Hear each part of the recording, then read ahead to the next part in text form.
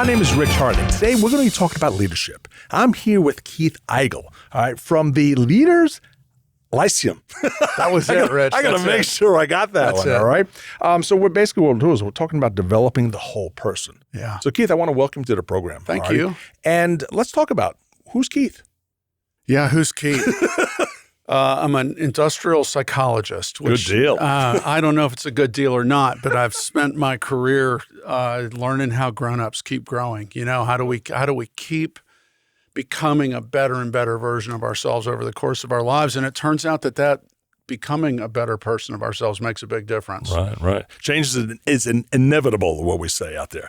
And we got a lot of change in leadership out there nowadays. Yeah, we're living in an interesting time. You and I are living in an interesting time. I mean, it's not just everybody, but there's a lot of people that are having to process kind of who they're going to be in the environments that they're sitting in right now, you know, and it's not what it was. It's not who they learned to be in the previous environment. Right. Yeah. So why this leadership, Keith? Why? I mean, you spent a great deal of your life in studying and working and developing and working resources and businesses and personal people and things. Why this leadership piece? Yeah. If I go back in about 1992, I read a book by a guy named Bob Keegan called The Evolving Self. Right. Yeah, of course. There we go. And it was life-changing for me. It, as I understood it, it explained all the people that I knew who meant the most to me, that were the biggest deal in my life, the most effective. And I was fortunate to be sitting in the middle of a doctoral program in psychology, and really shifted my focus to adult development and how we keep growing as leaders, and had the opportunity to do research and write and do my dissertation. And I got so lucky in that world. It was just totally amazing. But what we found out is that where people are on this developmental journey actually makes a bigger difference than anything else. So in terms of their effectiveness. What are we seeing from, and people, they're all in different stages. We're dealing with different types of individuals and in different types of age groups and categories and different ways they were brought up, the habits and just the way they were upbringing. We have old style and new style and senior. And tell me what's going on. Yeah. So there's I think it'd be helpful to talk for a minute about, there are really two ways to think about how we know what we know, right? And all of us understand the acquisition of knowledge, right? We can learn, we can listen to a podcast, we can watch YouTube videos, we can go to training seminars, and we learn new things that are relevant to our environment. We can learn new skills. We can really leverage and apply just natural abilities that we have, and what kind of steward are we being of those abilities, and we all get that. The field has really begun to talk about this as lateral development. It's the acquisition and development of knowledge, skills, and abilities. Right.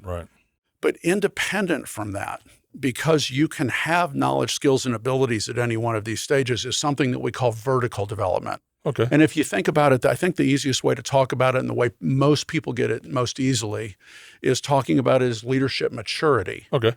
Right? And so there are people who are mature beyond their years, and we notice those people, right? Sure.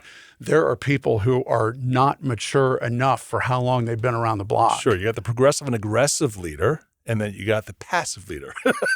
Yeah. Those individuals themselves that they did great in their job, the responsibility, maybe in sales, maybe in service, all right? But then when they were forced into a leadership position because it was their time to come in. And that kind of led itself to problems in the leadership development, especially for many businesses. Yeah. When people who've got extraordinary knowledge, skills, or abilities in an area like sales, and their developmental maturity is measurably low, the weird thing is they're always the one that get promoted because they were so good at sales. But now when it's involved in leading other people, what they're missing is actually the maturity that allows them to lead well, this kind of whole person growth that you introduced at the beginning of this. Right. So what'd you find? What'd you find out so far from the leadership? We know a lot of people are changing and developing. Business has changed, okay, especially within the last couple of years. Individuals are finding new ways to reinvent themselves and taking a look at downsizing companies and leadership and things. And this is probably a giant-sized ticket in your world, seeing that change so drastic from what it was to what it is now. Yeah, I think it's maybe important to step away from that question for 1 minute and set up this idea that when people begin to understand the levels of development in adulthood, I mean, we all get stages of childhood development. We get that a 4-year-old's different than an 8-year-old is different than a 14-year-old. You would think. And we can, and you know, they progress in a very predictable way up until about middle school. What happens in middle school is it's the first moment where we have the choice to not keep growing. And a middle schooler doesn't really choose that. But what it means is that about 5% of the highly educated adult population is still making sense of the world from a maturity perspective like they did when they were in middle school. 5%.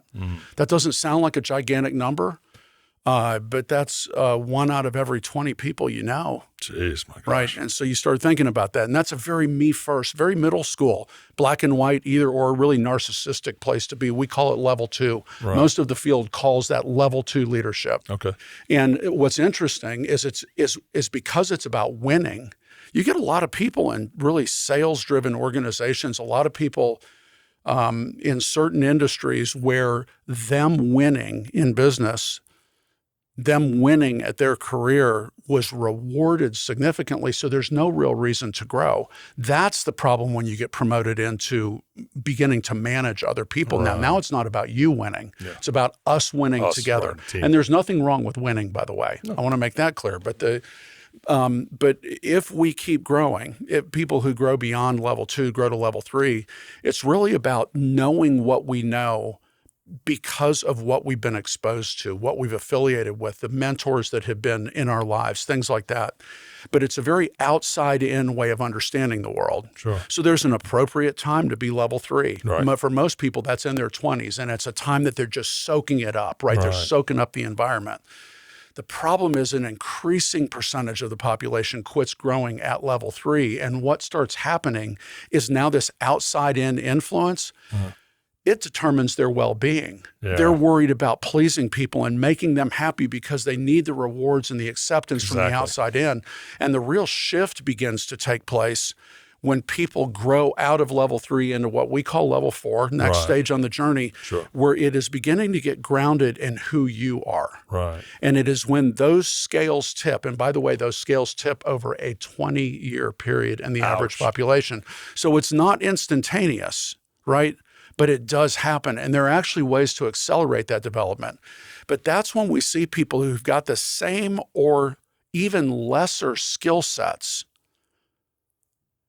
than people with less maturity. Right. They're actually more effective in leading others, more effective in having influence with others. That's good. And so that's what we've been doing for the last 25 years is how do we accelerate leadership maturity? Right. Right? Are you going to learn new skills along the way? Are you going to understand things in a way you didn't understand them before? We all do. That's one of the things that excites me actually about this millennial generation is how much more they know than I know.